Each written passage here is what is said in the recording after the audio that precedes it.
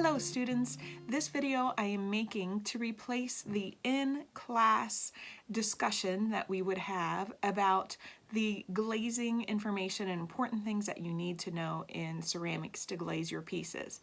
Now, I know you're probably saying, why is she going over this? Because we're out of school, we're not going to be glazing. Well, I want you to understand this information, so if you are taking another level someday, you will have this knowledge and you will be ready to use it. Now, I also am holding out hope that maybe we'll be able to get back to school and we'll be able to glaze some of the things that you have made thus far this semester. So, with that being said, if you open up your glaze information packet, you can have it in another tab while you're watching the video, or you could print it out if you want. I know that you all didn't get hard copies of this before we left because I didn't have hard copies printed off for you at the time. But I want to go ahead and go over this. And for people who are not my students, I will link this Google Doc in the video description if you would find it helpful. Some of the items are specific to Mason High School, like the location of things, but the information is general enough that it should help a lot of people. Okay, so the first thing that I want to emphasize is right here where it says the most important consideration is choosing a glaze that is the same cone as the clay body. That is key. If you have a low fire clay body like earthenware, you always need to use a low fire glaze. If you have a high fire clay like stoneware or porcelain, you need to use a high fire, or in the case of what we use at school, we call it high fire, but we're actually doing mid fire, which is cones 5 and 6. True high fire is going above that, like cone 10, cone 12. We don't do that at my school. It just takes too much energy and it's a little too taxing on my kilns. Okay, so you will always find the information on the firing cone on the glaze labels. All right, now I have the packet is divided into 3 columns right here on this first page, and these are the different kinds of glazes that you will be perhaps using at the high school. Earthenware glazes are the left column, the pink column. I want to talk about those first. Now, I have them on the left because if you are in the main ceramic studio, which is C113, where the glaze shelving is, the left-hand column, okay, that's where you're going to find earthenware glazes. I have a couple different series of earthenware glazes that I want to mention. The Teacher's Palette glazes. All of my Ceramics 1 students have used the Teacher's Palette glazes because that's what we use for the Majolica painting on our little Majolica pinch cups. The Majolica style was put on over a white base glaze, and we use TC11, which is Teacher's Choice gloss white for the Majolica. The Teacher's Palette glazes are very versatile. They can be used specifically as Majolica, and they will create crisp, sharp details that don't bleed, or Teacher's Palette can be used by themselves on the clay, on the bisque-fired clay. Teacher's Palette, I have found when students layer a Teacher's Palette over another one, it usually has a sharper detail than most other glazes.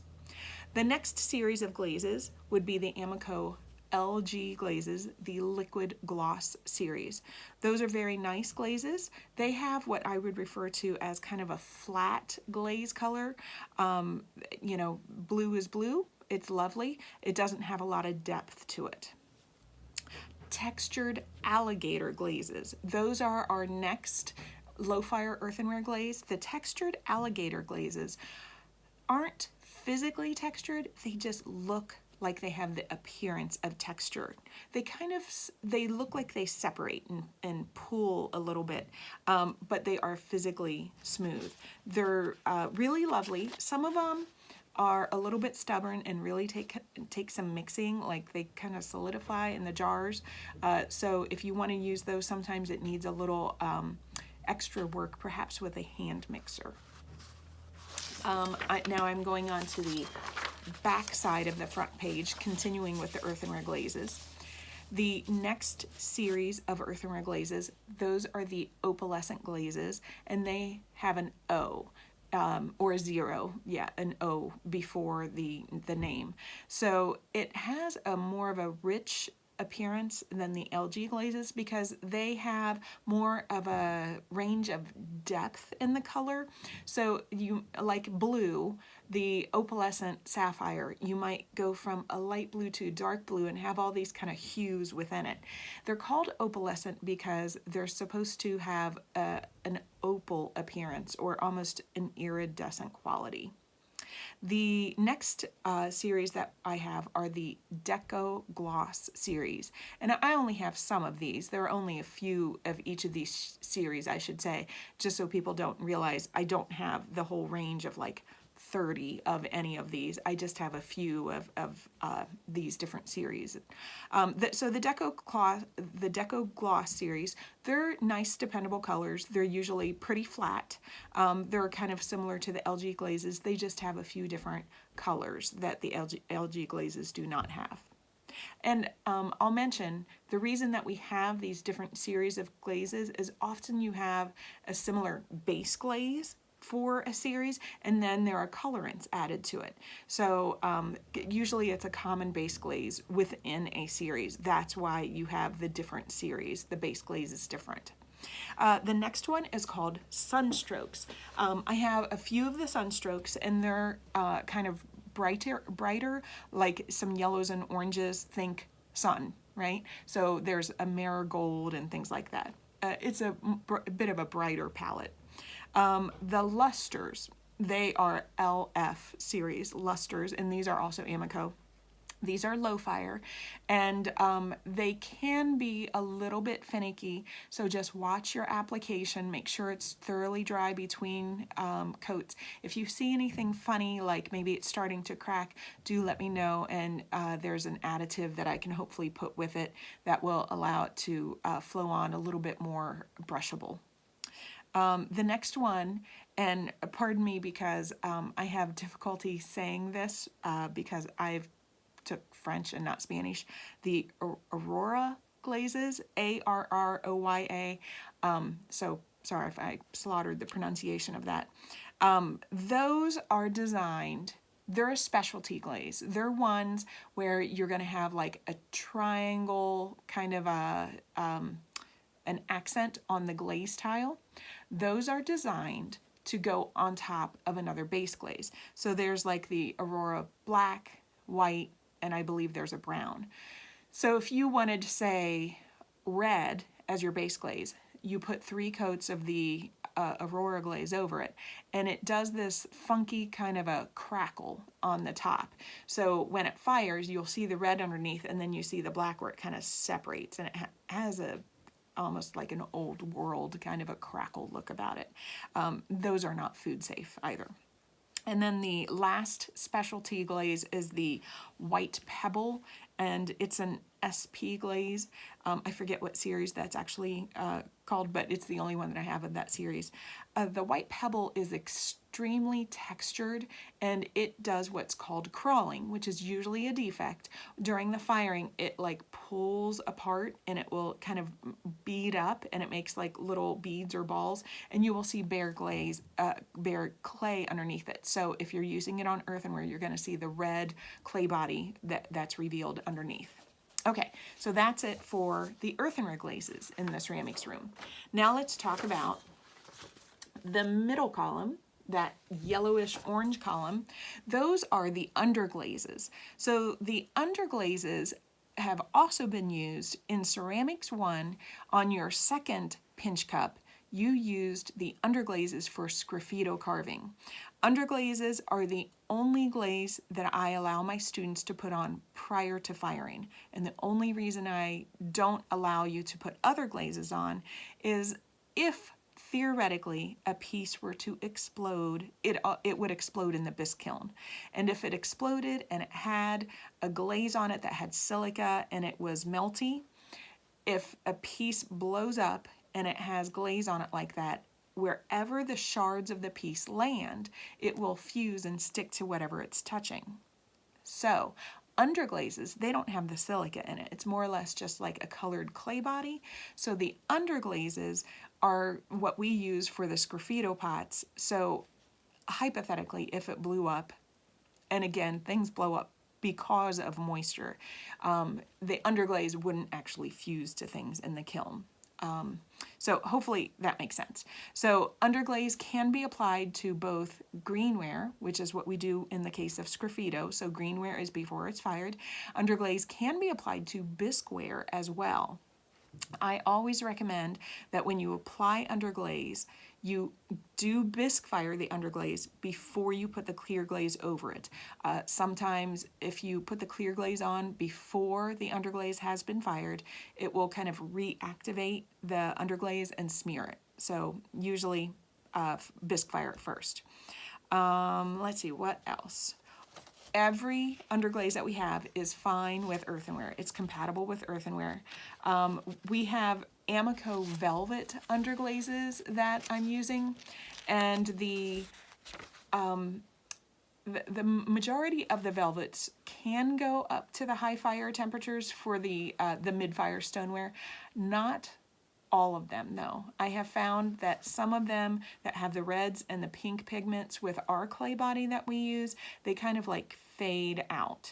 So if you are using underglazes on stoneware, I would just recommend that you're using more like, I always tell kids 3 to 5 coats. I would err on the side of caution and go with 5 coats on stoneware. That way you know it's going to be a little bit more intensely colored. Now I do have a new underglaze that I just recently got, and that is Coyote underglazes. I haven't even put them up on my shelves yet, but I did try out the test tiles and I've been very pleased with them. I did them all on white stoneware and I found that they all did fine and they held their color. Mesarine blue is the only one that did a little bleeding during the high fire. But if you need, say, like a white, a yellow, you need a light colored underglaze or red underglaze, see me and I'll give you the Coyotes, so you can use that rather than the velvet if you're doing it on stoneware. Okay, and I think I pretty much hit everything on underglaze. Oh, and I should have mentioned that the reason that I have the column in the middle is because, remember, back in my glaze area, the underglazes are the middle section on the shelf. Now let's talk about the column that's on the right. And again, this is going to be back in the glaze section, the right side of the shelving. These are going to be our stoneware glazes that we can use. The stoneware glazes are all cones 5 or 6, and even though we do call it high fire in our studio, it's actually mid fire. If you go on to take classes at another studio or in college, real high fire glazes are usually 10 and cone 10 and 12. Okay, so first of all, let's talk about the Coyote glazes that I have. I'm a huge fan of the Coyote. I've been kind of moving a lot of my stock to Coyote over the past several years. I buy the Coyote glazes for the class in large 3-gallon buckets. Then I refill the small jars where I have made the labels for them. When you have an empty Coyote glaze jar, never discard it. You will refill it when it's empty, and I can show you the easy way to figure out where these are. There are different series within the Coyote glazes. We have the different series are located on different carts in my room. And just to kind of quickly have you understand, when you look at the glaze jar label on a Coyote glaze jar, it will tell you the cart that it's located on, and the lid has marker where I've colored in the edge of the lid in marker, color coordinated to the cart. So each cart has a different color and number. So let's talk about the gloss glazes. This is our first series. You will find gloss glazes on cart number 1, and a few on cart number 5. So the gloss glazes are really wonderful. They have a great flat color. They're not necessarily great on texture, although some do work well. You just want to really check the tile and see what the tile looks like. Some are very opaque in their coverage over texture, so you want to just be careful of that. And then cart 1 has the orange tags, the shelf tags, and that indicates if you see a shelf tag back there where the little sample tiles are that I've made. If you see an orange shelf tag, that's cart 1, and then cart 5 is the red cart. And when you look around in my room, you'll see that they have color at the bottom of the cart as well. The next series, these are the Shino series. Now, Shinos have a really beautiful earthy quality about them. Shinos will show a little bit of a brown hue through the glaze whenever you have texture. They're one of my favorite glazes. This series is great for texture. So you'll get a little brown showing through even if your clay doesn't have brown in it. If you have a white clay, it still shows a little bit of brown. These, again, are on cart 2. Also, there are 4 glazes on cart 2 that I have stuck on there because they're so popular. These are 4 glazes of the Archie's Base series. The Archie's Base series are ones that I have to caution you about. Archie's Base, they are beautiful, but there are some tricks to applying them correctly. Number 1, I don't put them on rims or on handles or on outer stress points at all on a piece. They can do what's called shivering with our clay bodies. Archie's Base works well if you want to layer it over another glaze on the rim or on the inside. Do not dip the whole thing in an Archie's Base series glaze. It will run like the dickens if you have it over another glaze, or again, it could shiver off. The 4 glazes that I have there on cart 2 with the Shinos, they are Archie's Base, which has a pink hue, Blue Purple, which has a bluish purple hue, Gunmetal Green, which of course has kind of a metallic and a green hue, and then Red Gold, which is quite beautiful. It has a kind of a burnt gold kind of look about it. Okay, so that's the Shinos and Archie's Base on cart 2.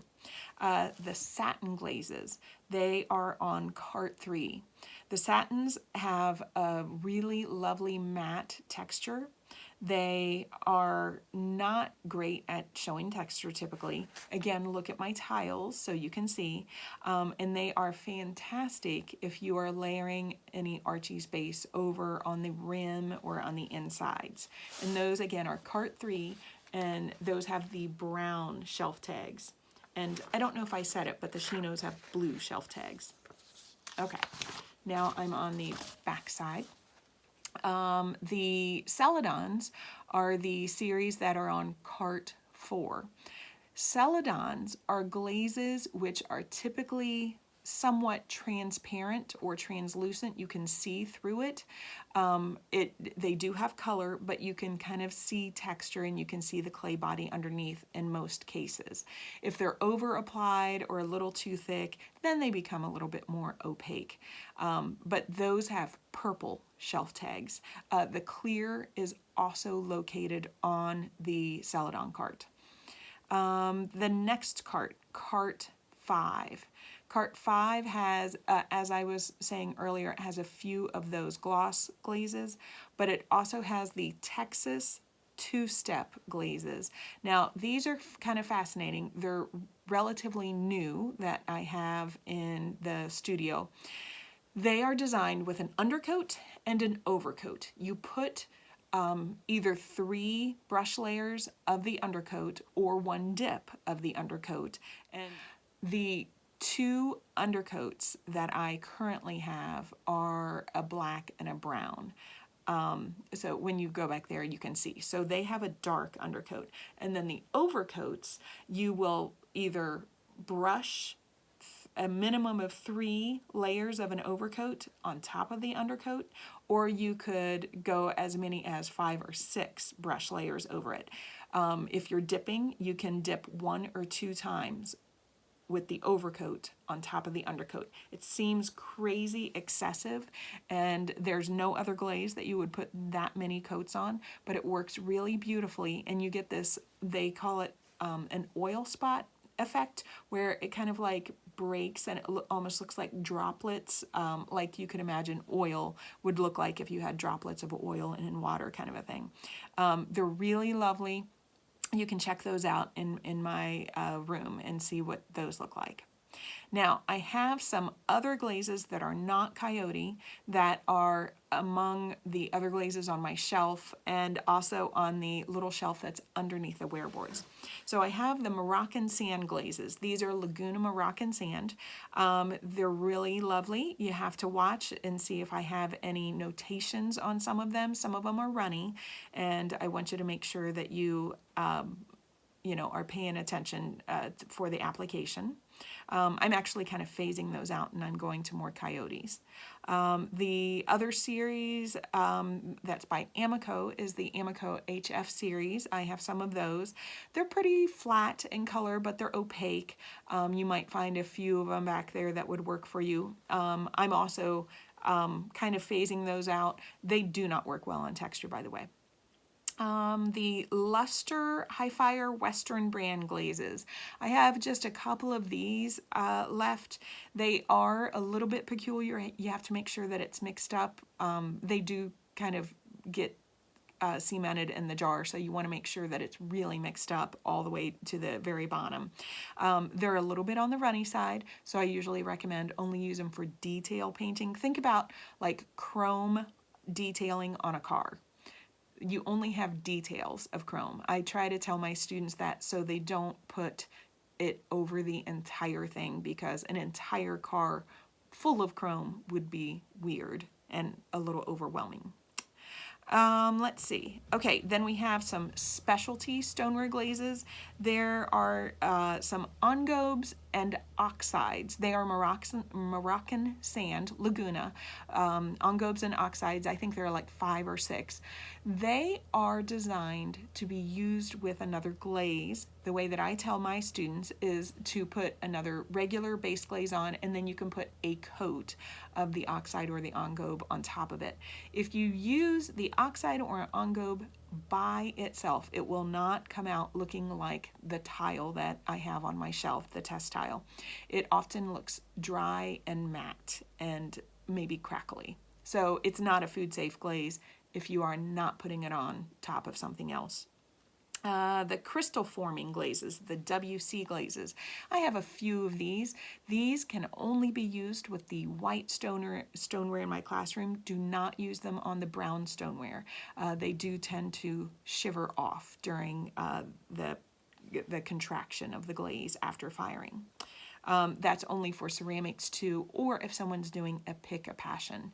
And just see me if you're doing that, and I'll explain what to do for that. The crackle glazes are similar to the crystal forming glazes. They're the WC glazes as well, made by Laguna Moroccan sand. Again, only the white clay body. Okay, so that's it for the 3 kind of separations of our different glazes. Now, let's talk about the 4 methods of glaze application. And if you go to the very last page in this packet, you will see that I have links to tutorial videos that I show where you can see any of these and the way to do it. The first method, as you can see where it says step 1 here, okay, it says with clean hands. So always make sure your hands are clean when you handle glazeware. If you have lotion, or maybe you just came back from lunch and you have French fry grease on your hands, get them clean. You don't want to transfer dirt. Or if you've been making a patty or something, you have clay on your hands, do not handle your clean bisqueware that you need to glaze with dirty hands. Okay. Step number 1 for everything is rinse your piece under clear running water to remove any dust, debris, or oil. So that's the first thing that I do for all methods. Now, if you have a very thin piece, maybe it's a wheel thrown piece and it's quite thin, or maybe you have something that's super porous, like the raku clay, and you're rinsing it. I often rinse it the day before I want to glaze it and then just let it sit, and then I know it's thoroughly dry. You don't want to glaze something that's very saturated with water, because then it won't absorb the water out of the glaze that it needs to get the glaze to adhere. So just be careful. You don't want your piece to be overly wet when you're glazing. Okay, so let's talk about painting first. That's the column here on the left. So when you're painting a glaze, remember that you want to stir it up. I tell my students not to shake the glaze because people aren't diligent about getting the lids on, and they shake the glaze, the lid flies off, and glaze goes everywhere. I would much rather them just stir it up. You can use a long-handled paintbrush. That's one of the Glaze paintbrushes. You could use one of the little rubber scrapers that are in the cup next to the paintbrushes, or you could use one of the little miniature whisks that are back there with the scrapers. Any of those will work fine to mix it up. If it's very thick and you can't mix it up with one of those, I have a hand mixer, like a kitchen hand mixer, where you can use one beater, cover it, and then stick it in there, and you can mix it up, and then, you know, clean the beater off when you're done and put it away.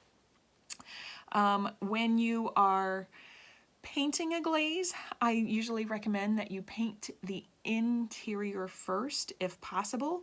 So paint the inside first, especially like maybe if you're going to pour it in and pour it out. If you go to pour it back out again and you dribble on your side, you can always sponge it off before you go to paint the outside. Brush 3 layers is what you typically want with our glazes, unless it specifies something else. Okay, continuing on, I'm on the back side of the application sheet now. Then you want to do any carving detail that maybe you have on the outside. Wipe away anything that, you know, it came out of grooves. I have the little video on how to glaze the slab boxes that will show that.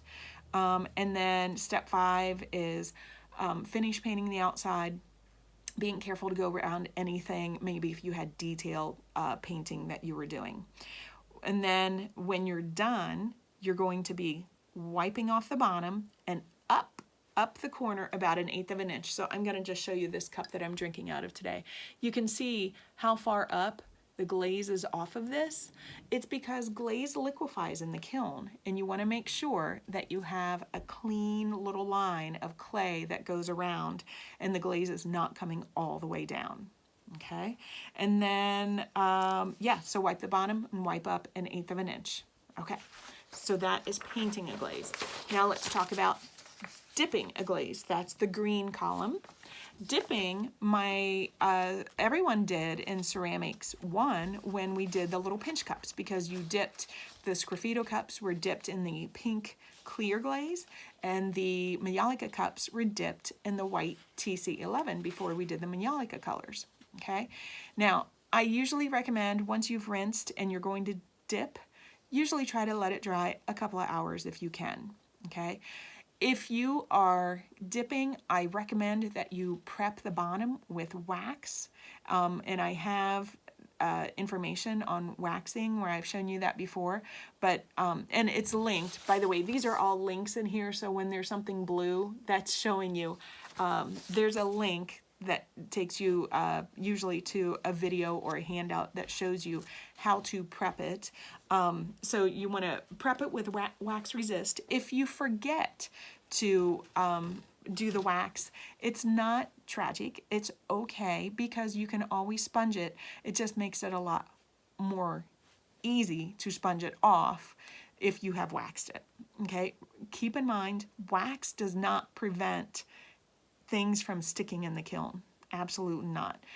Your glaze can still run and come down and cover wax. It just makes the sponging of the glaze off the foot a lot easier. That's why we wax. Be careful with wax. Don't drip, because then it will resist your glaze. Step 2 with dipping, it says find your bucket of glaze and you're going to whisk it until it's evenly mixed, and nothing should be thick on the bottom. It should be evenly distributed top to bottom. Most of the Coyote glazes have a consistency like milk in consistency. A few of them are a little bit thicker, like there's croc blue and cactus green in particular. I know they have a thicker kind of gelatinous quality, but for the most part, they're thinner glazes. Step 3, it does say glaze the interior first if it's going to be a different color, and then wipe off any drips and such from the outside before you go to glaze the outside. Now, if you're dipping, typically you're dipping one layer. Now, if you're going to do a combo, like you're going to do an overlap, you can sometimes get away with that. Here's one right here. Okay, so this had an overlap. The one glaze was to here and then one glaze was to there, and so it has an overlap in the middle. You can actually create a third color by doing that. You'll see some nice combinations in the linked video at the end of this packet where it shows some glaze combinations. You can see how I've done overlap. The key thing to remember is that they need to be really stable glazes that you're using for that. You don't want like super runny glazes that you're overlapping, because then they'll go crazy. So they need to be two stable glazes that you're overlapping. But typically dip one layer unless you're doing an overlap with stable glazes. Now I'm on the back side of dipping. It says step 4, if you are going to dip the outside, you can hold it like you want to dip the outside top, hold it upside down by the bottom, or you can dip the bottom by holding it by the top. And there again, there's a little linked video there to show you that. If you're dipping it all with one color, you can certainly hold it with tongs, and you can, immerse it all at once. Let's see, step 5, it does say hold it in the bucket for about 2 seconds. So 1001, 1002, take it out, hold it upside down and shake it off. You want the extra glaze to kind of come up and come off of the piece as you do that. When it's done dripping, then you'll place it on one of your trays that you have in the classroom, the counter, or the table to dry. Please don't use the wooden wear boards. It's kind of a pain to get the glaze off the wooden wear boards. And then again, when you're done glazing, just like I said before, you're going to wipe the bottom, go up 1/8 of an inch to get the rest of the glaze off. Okay, next column. This is the pouring method. This is the blue column. Again, we want to make sure that your piece has been rinsed. Let it dry for a couple of hours, typically. When you're pouring, again, mix up your jar. Make sure it should be looking like a melted milkshake, or the Coyotes would be milk. When you pour, you want to pour the inside first. So now I'm at step 3. You want to pour it, swirl it around, and rotate it back out and pouring it into the jar or the bucket. Do not pour the glaze down the sink. Every once in a while, I catch someone, I'm like, stop, because that's just like throwing money away. After you have poured the inside, wipe off or sponge off any drips and smudges on the exterior. And then if you're pouring the outside, I will show some ways that you can do it. You can hold the piece upside down, pour it over it, that sort of thing. Try to make it as even as possible. And then the 5th step again is clean the bottom off. Okay, now we're in the last column. This is the pink column where it says bulb syringe. Notice that the word bulb syringe is a link, so you can click on that. The bulb syringe is the slip trailer. Here it is. Okay, the bulb syringes in my class are these red bulb syringes. Again, rinse your piece, mix up your glaze, and then step 3, it says to fill the bulb syringe, and I have a link that shows how to do it.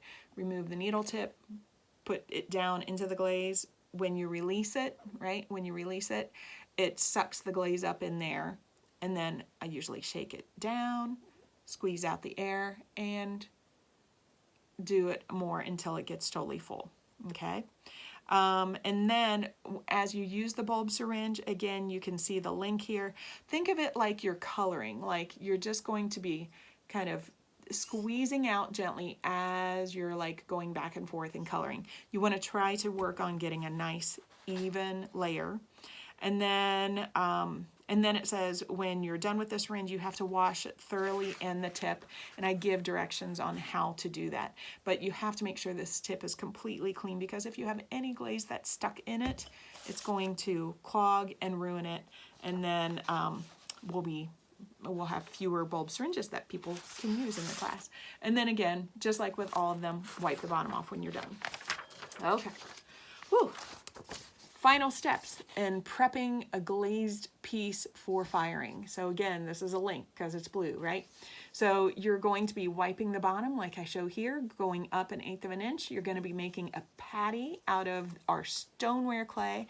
I only have students make the patties out of Stoneware because I can reuse them in an earthenware firing then if they're made of Stoneware. It needs to be thin like a tortilla. Again, use that link so you can see exactly how I'm doing it.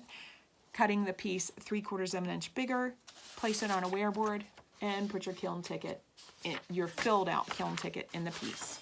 Okay, next page. What you will find on a glaze label jar.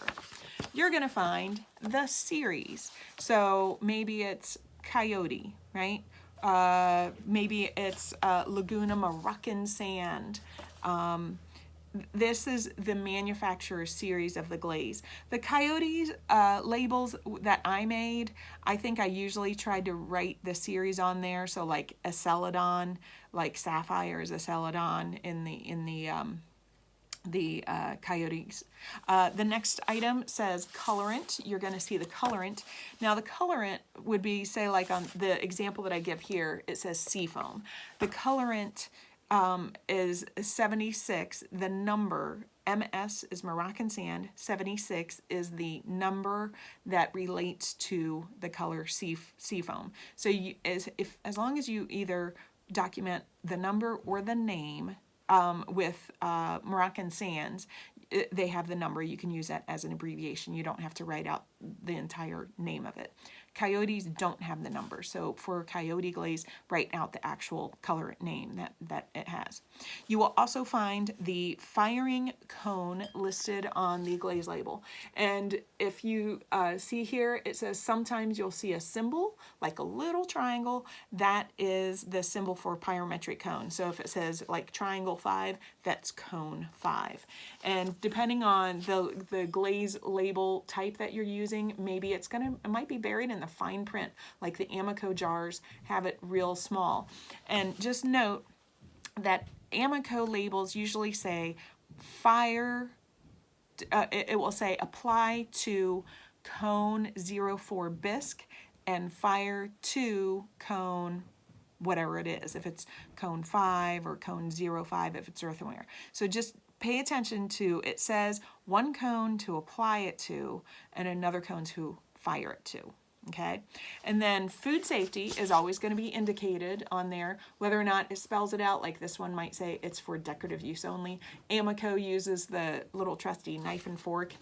That doesn't mean you can eat the glaze. It means you should be able to eat off of it if it has been properly fired. And then down here, look for special instructions. It might be on glaze labels. Sometimes I have little notes that you need to read that are all over a jar. Sometimes I have handwritten notes on a jar. And sometimes I have big stop signs. Please don't disregard any of that information. There's something important that you must pay attention to. If there's a note on it, pay attention so you don't mess up your piece. Okay, locations will be indicated for the Coyote glazes. I did already mention that because I do have the cart listed on the glaze label, and it's colored of a certain color. So like maybe cart 2 it's written in blue. The lid, the rings on the lid on the outside are blue, and the shelf tag is blue. So you know that anything that has the blue, that's cart 2. Okay, and then pay attention to also unusual application. Now this is not on the glaze jar label, but it would be on the tile. So if you see something that has maybe stripes or diagonal lines, pay attention, because there's something about it that's unusual, and just see me if you don't know what that is. Okay, next, here are bisque terms. Next, here are all the glaze terms that you need to know, okay? So bisque, of course, you've experienced that. It's once fired clay. Brushes, make sure you're using the soft, fluffy brushes. I encourage you to read this. I'm just going to give you highlights. Bulb syringes, as I mentioned, they're the red ones. They're in a little bin. You need to make sure that I check them before you return it after you've cleaned it, because I don't want them to get messed up. Celadon is a series of glaze that's mostly transparent, even though it has color, and it's usually great with texture. Crazing, did I miss? Okay. Crazing is a defect that I'll talk about in just a minute. Crazing is a crackle that the glaze might do after it comes out of the kiln. After it's been glaze fired, it can crackle. That means that the clay body and the glaze are not shrinking at the same rate, and it has a slight incompatibility. It might not be safe for food at that point. So we would want to check to see if we have a glaze that's crackling like that. Because crazing can be bad. Like if you hear ping, ping, ping on your pieces after it comes out of the kiln, that's crazing. Crawling is a glaze defect when, again, it was like that white pebble glaze where it kind of pulls away and you see the clay underneath. Dipping is when you're dipping the pot. You can use tongs, or you can hold part of it with your hand and dip part of it at a time. Dry foot is the term for cleaning the glaze off the bottom of the foot before the glaze firing. You can sponge it clean or you can scrape it. An engobe is like a slip in a way. It's going to be used over a glaze as an accent, just one coat. Those are the Moroccan sand, engobes, and oxides I had mentioned. Firing. The firing for a typical glaze fire that we have here at school, it's probably, I just roughly tell kids 12 hours to fire, 12 hours to cool. So if I put your piece in on a Tuesday at the end of the day, and you come in Wednesday and say, is my piece out of the kiln? The chances are slim to none that it'll be out of the kiln. Usually I can't unload it for at least 24 hours or longer if it's a really big kiln. Food safe indicates, can you eat off of the piece that has the glaze on it after it's been properly fired? Glaze, of course, is the glass-like coating. It has alumina in it, it has silica in it, and it bonds to the surface of the clay when it's fired. Glazed tiles are my samples that are hanging on the back shelves. Glossy is an indicator that a glaze is shiny and has a higher amount of silica. The hand mixer it's just like a kitchen hand mixer that maybe you use for cake or cookies at home. Just use one beater with it and then put it in the jar and kind of cover it up as you mix. Incising is when you cut into the surface of clay or carving, such as sgraffito is incising, you're carving into it. Kiln furniture, those are all the kiln shelves, posts, stilts, and other items that we use in the kiln when we fire. The kiln ticket is the little paper ticket. They're in the basket to the right of my light switch on the board. They're in a little silver magnetic basket. You want to fill out the kiln ticket every time you have a glazed piece, so I know what it is when I'm loading the kiln to make sure that you have the right glazes and everything. Kiln wash is what I apply to my shelves prior to firing, and it helps if we have maybe a glaze drip or something. It will help protect the shelves. Without kiln wash, glaze would settle into the shelf and actually kind of eat into the shelf. After multiple firings, it can destroy a shelf. Layering, some glazes can be layered for some really nice effects. Coyotes are really great with this, but just pay attention if there's special directions. Leather hard, of course, is unfired clay. That's usually the stage that you want to apply underglazes for sgraffito work. Luster glazes have the appearance of metal. I have both low fire and high fire luster glazes, and I also have some overglaze luster glazes, which are very, very high fire. They're expensive. They're just used for little details.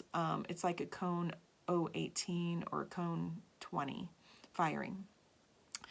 Mayalika, that is the technique that we did in Ceramics 1 with the little pinch cups where we did the white base glaze and we used the TP glazes over it.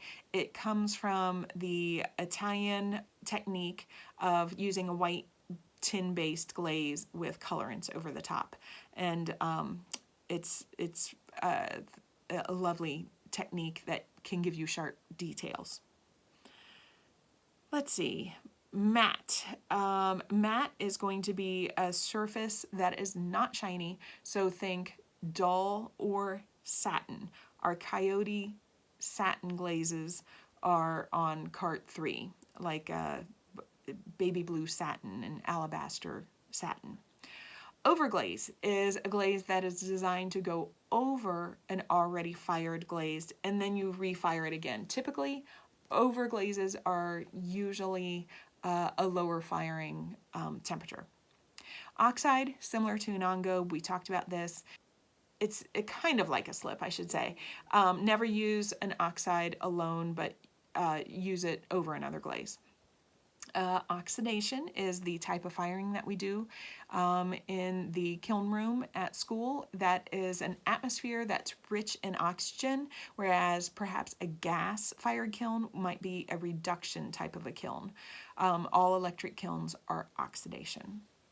Opaque means you can't see through it, so like a nice flat color that you cannot see through is opaque, as opposed to a celadon that you can see through. A patty is the protective disc of thin clay. It's placed beneath the glazed piece to protect the kiln shelf from drips during glaze firing. We always make our patties out of brown stoneware and they must be incredibly thin like a tortilla. I fire the greenware patties with the glaze firing, so they have to be really thin so they dry out and don't blow up in the kiln. Peeling is a glaze defect, which it's when perhaps the glaze separates from the clay body. Sometimes it can happen before it fires. If your glaze is too thick, that is a common reason why it would happen. Or if your glaze layers aren't dry between your applications of layers. Pouring, of course, is when you pour the glaze in or over something. Pour the inside before the outside. Hand mixer, as I said, that's like a kitchen hand mixer with a beater.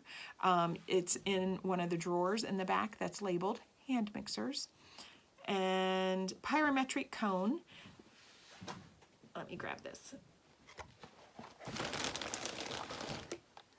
Okay. Pyrometric cone, I know that we've talked about this at school in the past, but pyrometric cones are actual unfired cones of clay, okay, so you can see they're triangular, okay. This particular one is stamped with a 5, so this is cone 5. They are designed to be placed in a little support, and usually you use 3 to 4 cones at a time during a firing.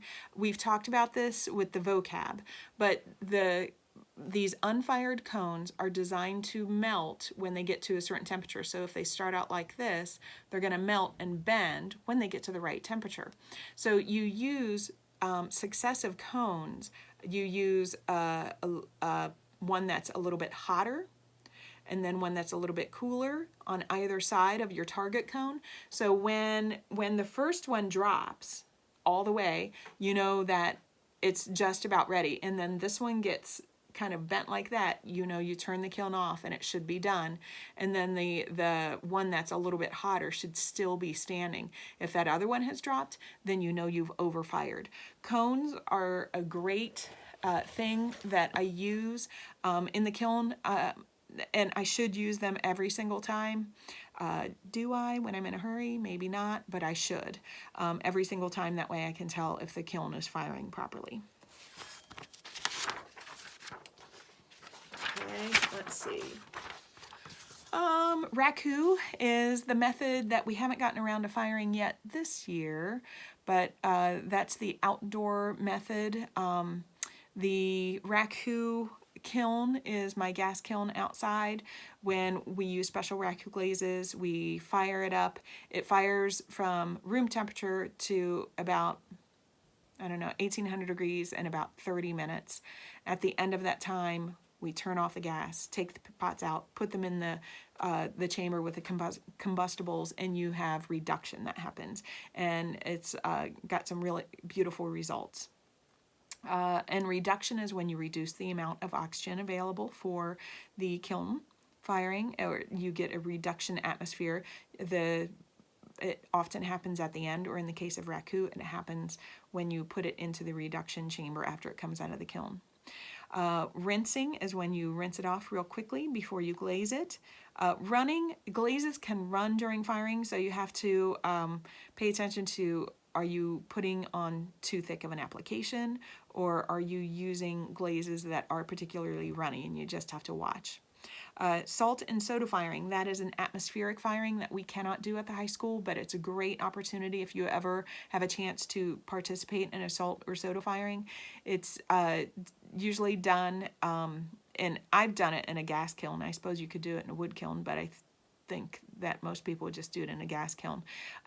Toward the very end of the firing, either salt or soda, like baking soda, is introduced into the atmosphere, and it physically will create a glaze over everything. Just Google some images if you want to see some awesome examples of salt and soda firing. Sgraffito, again, that's when you carve through unfired underglaze, revealing the color of the clay body. It's from the Italian, and it means scratched out. Slip is really a suspension of clay materials in water, and slip can be colored, so you could add like mason stains to it, which I do have some videos on how to color slip. Slip trailing is when you are squeezing slip through something like a bulb syringe.